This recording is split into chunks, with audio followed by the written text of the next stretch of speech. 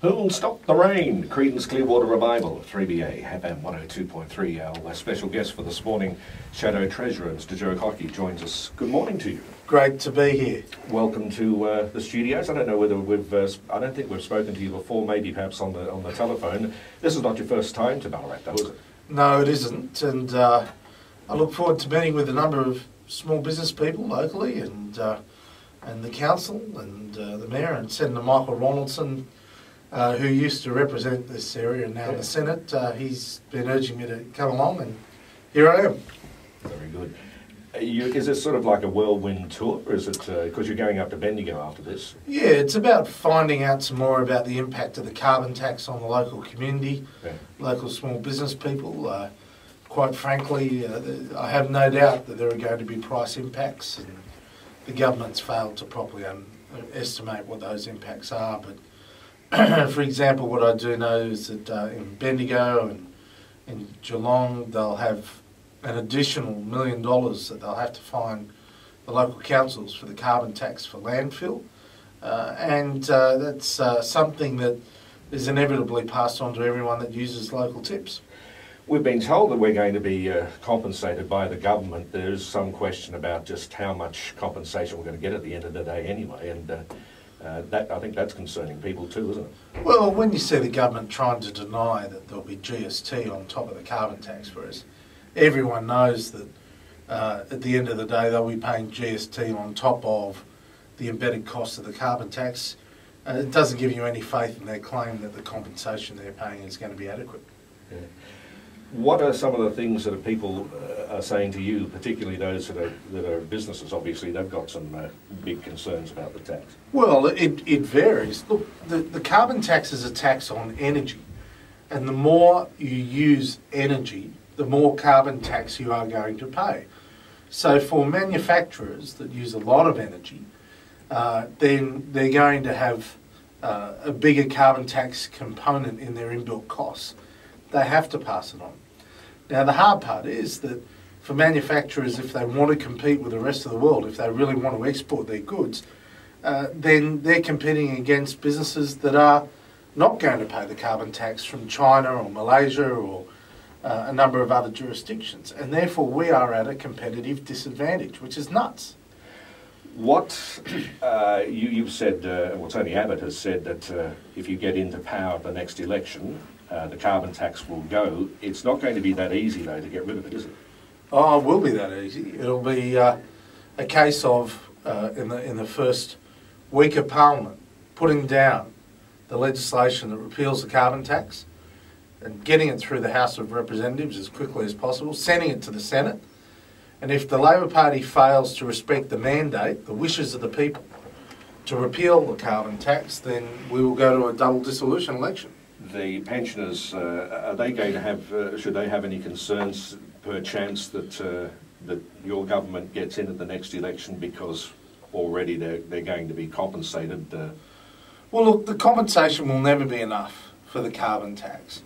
And we've said we get rid of the tax, we get rid of the compensation. So pensioners will be better off, families will be better off because they won't be paying a carbon tax. We've also said that we're going to deliver tax cuts, and we'll have more to say about what we can do for pensioners before the election. So any pensioners out there, I can totally reassure you that you're not going to have the carbon tax and you're going to be better off under us. Well, you mentioned pensioners. You're in nursing homes. There's a possibility they're going to be paying $180 carbon tax hit, aren't they? What's that? Well, it flows through to everything. Electricity usage in nursing homes, in hospitals. You know, the Labor Party used to be concerned about the impact of the GST on healthcare and the impact of the GST on education, yet the carbon tax is going to affect education and health and hospitals. It's going to make the operations of those enterprises far more expensive. Now, this is the thing, that the government just doesn't understand. The biggest pressure on families at the moment is cost of living, and they're making it harder by imposing a tax on everything we do that uses energy. Yeah. So today it's electricity. In 2014 it's scheduled to be diesel fuel and transport fuels. That'll flow through. That'll increase all the user charges And for a lot of families doing it pretty tough, that's going to be more lead in the saddlebag. Well, there's a lot of retailers doing it tough. There's a lot of businesses that are doing it tough too, isn't there? It couldn't come, as far as the timing is concerned of this, with the global economic crisis, even though we rode the storm reasonably well, it couldn't come at a worse time. Really, the timing's quite shocking, isn't it? Well, because the government, I can't think of anyone in the government that has had experience in small business. I know they haven't got one farmer in their entire Labor Party caucus. They take all the representatives of the Labor Party in federal parliament. There's not one farmer. I struggle to find a small business person. They've had something like 4 or 5 small business ministers in 5 years. So what would they understand about small business? Every dollar counts in small business. And when you have an increase in your bills, particularly your electricity, but it flows through and everything else, transport costs and so on, you either have to increase your prices, which is very hard when you're competing with Coles and Woolies, or you have to cut back on your own expenses. That means reducing staff, or God forbid, reducing their pay. I mean, that's a hell of a task, and no small business would relish that. Let me ask you about the asylum seeker debate. You had some pretty strong words to say in Parliament not all that long ago. We saw it being right across Australia. How are we going to solve this problem? Well, we've laid down a solution, and in fact, our solution, the coalition solution, is to have temporary protection visas. They worked under the previous coalition government. To have offshore processing, which worked under us previously, and where possible, turn back the boats. Now, the High Commissioner of Sri Lanka has confirmed that Sri Lanka has turned back boats to Sri Lanka in the last few days, and it has been a successful policy.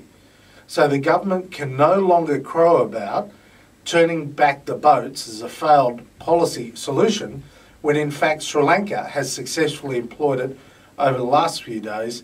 And what that does is prove that our 3-point plan to stop the boats will work in practice. The problem is the government is too proud and to go to our plan, but more significantly, they just don't listen. They're the ones that came up with an East Timor solution. They're the ones that came up with a Malaysia solution that was knocked out by the High Court. Why is the Malaysia solution so bad? What's the reason? A lot of people get confused about what they're hearing. What happened with Nauru and with Manus Island is effectively Australia supervised the refugee processing process on those islands. So we paid for, in the case of Nauru, a hospital, the school. We provided all the infrastructure. Nauru, of course, as a sovereign state, was there, but we were heavily involved. In the case of Malaysia, what you are doing, the government's proposal is to take a boatload of refugees and just dump them in Malaysia. And Malaysia already has very significant human rights issues. It has very significant issues relating to its treatment of refugees. The Malaysia deal meant that we would send them 800. They'd give us 4,000 refugees, and it would cost us hundreds of millions of dollars in the interim. So how is that a good deal for Australia?